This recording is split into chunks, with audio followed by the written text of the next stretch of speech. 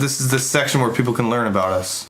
What are you working on? It's not Queen. I'm not naming it yet. There's a marketing thing that I'm going to do. It's not involving this. So you don't want to talk about your music yet? Yeah, I'll talk about my music. Talk about your music. So the last time I was in a band was a long time ago, 2007. I think it was before that. We both graduated in 2007. Sometime in high school, I stopped playing with the band. We started in 6th grade. At least 5 years we were a band, and we practiced and we played at Battle of the Bands, whatever. We wrote a dozen songs. 3 of them we ended up recording a long time ago in a studio. We were all so inexperienced being in the studio. It was the first time I learned, holy shit, yeah, we really have to get everything down before coming into a studio and wasting everyone's time. Because I remember how pissed off the people who were recording us were. Even though it was just like them pressing record and recording us all at the same time. Basically, it was a demo, 3-track demo thing. And so they didn't really have to do much, and they were still pissed off. Take 1. You gotta start somewhere. If you don't have that experience, then you don't know how to change what you're doing.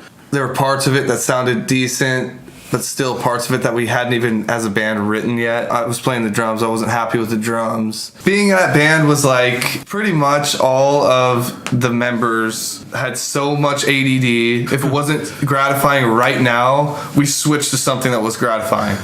Let's go rafting when we need to be practicing for something to go to the studio, or somebody wouldn't show up to a performance that we were doing or something like that. Was Dan the caveman in this band? No, Dan. No, he sounds like he'd fit right in though. A lot of people liked our potential, but we never got there. I never see these guys anymore, pretty much. We got another drummer, and they wrote different songs and stuff, but that ended up not going anywhere either because nobody had the desire or the work ethic to keep going. So basically, I took the 3 songs that I liked the most, I think. There were other ones that I liked, but 3 songs, and I've reorganized them. During that time, I tried to learn how to sing a little bit better, play guitar, and record all the instruments and do all the stuff on my own. And then after I reorganized the songs and kind of figured out how I wanted to re-record them, I was writing different music. And so I'm in the middle of recording my first song. So, I mean, over the years, you put in some time. It's not like you just decided one day, oh, I want to write some music now. If I was militant about it, I really feel like I could I could be way further ahead. But for an example, in general, and how I was when it comes to all of this, even though I love doing it, it was like when I picked up guitar for the first time in 6th grade, there was guitars everywhere because this guy Dash, who was in my band, he was a guitarist. Paul was the co-singer, I guess. But there was guitars everywhere, and Dash and his dad would be playing guitar or whatever, and I'd pick up a random guitar, try and learn it, get frustrated, put it down. 3 months later, pick it up again, like, God, I really want to. This is hard. Get frustrated. A couple weeks later, put it down, and then I learned how to read tabs, and then I started actually learning guitar, and I learned it. But that was kind of like how I practiced drums starting 5th grade, going to lessons. Like I was all in, and I loved doing it, but during the week I would rather mess around. I don't know, rather not sit there for hours like I'm in the military. And then I would show up, and my drum teacher would be like, if you show up next week without practicing, I'm gonna kill you. He can tell. He can always tell. They know. Yeah, he knew. Yeah, I guarantee. Even when I tried to get around it, which I did a lot, get around it. You would, like, 5 minutes before you leave for your lesson, you'd be like, oh yeah. Nope. You start working on it. I would show up, and he would, in 5 minutes in, he'd be like, you didn't practice. I'd be like, yeah, I did. And he's like, your mom's paying for this. You need to practice. She's wasting her money if you don't practice. It's 5th grade. I was like a young kid. There was this one time I'm like, yeah, that time when he said he was going to kill me before I came back. Instead of practicing, I went on Paint and drew a picture of him hanging me in a tree and printed it out. And I showed up with the picture like, I didn't practice. Here's this picture I printed out. I think there's a hashtag for that. Hashtag useless skills. Useless skills. For how much you know how to modify things in Paint, for your Photoshop abilities in Paint. If only you ever focused the energy on your drums. Which I did practice, but it was in spurts, just like the guitar. I would be like, fuck, and throw the guitar. And then a couple weeks later, I still love it so much, I have to do it. Right. And I don't know.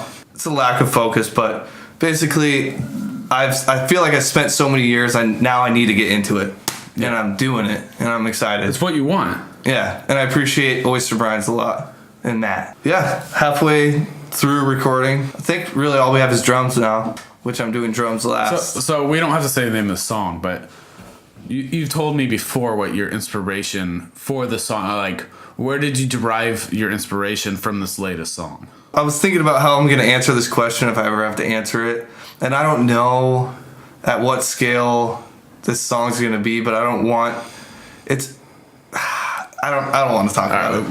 We'll cut that out. That was a good little blurb, I think. I think that was great. This is the section where people can learn about us. What's your main focus now? I should start off by saying, like, back in high school, they jammed books down your throat. I took honor classes. You got better credits, and they were easier because there was no screw-off, so they didn't test to make sure you're reading. I would read the summaries, and then I would get... The last 2 years of school, the high school, I did the exact same thing. There were some books that I did read, though. Like, was it Fahrenheit 451, I think it's called? Dystopian seems to draw me in. I don't know why. I love Black Mirror. It's a great show. But then I went off to college, and I took a class on dystopian fiction. I don't know how I ended up in the class, but like every single book in it, I was just like... You woke up and you were at a desk. Whoa. No.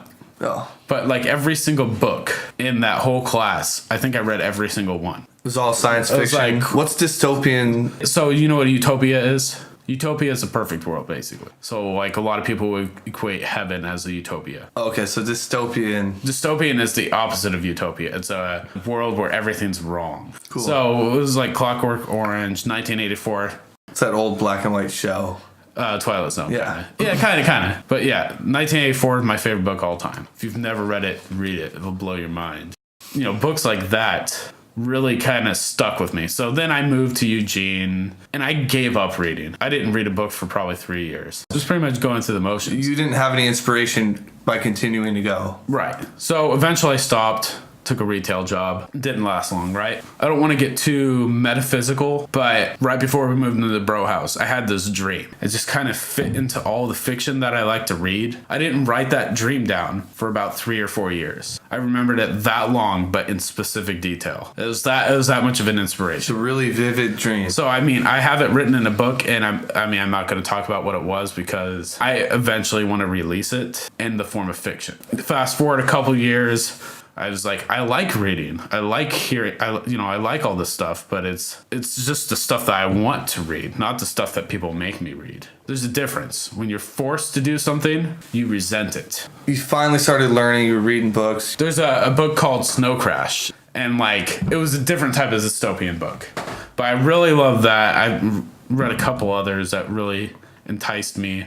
You know, I've had some other dreams and stuff where I've had these like visualizations of these worlds, and I want to bring it to life. What do you want to do? Do you want to write? Do you want to write a film? I want to complete a story. Do you want to make a cartoon? I want a story. So what? In whatever form possible, some kind of story. I think I need to write the story. I'm gonna write the story. In what way? Just with words. Just write it down. And I'm gonna make a complete story. And then once I'm done writing, I'm gonna decide whether or not I want to adapt it in a certain direction. Because I've been messing around with a bunch of stuff. I wrote some of it in first person, some in third person. I was just kind of goofing around a little bit with all that stuff. But 10 years from now, I think I want to be involved with those type of ideas. What type of ideas? Writing dystopian fiction. So like space. This new show Black Mirror, which is kind of like the new Twilight Zone. I would love to be on their writing team. Based on a dream you had years ago, you're writing a new story. Yeah, there's a person in that dream who's very prominent in the story. Is it a girl? I'm not gonna say, but someday I will.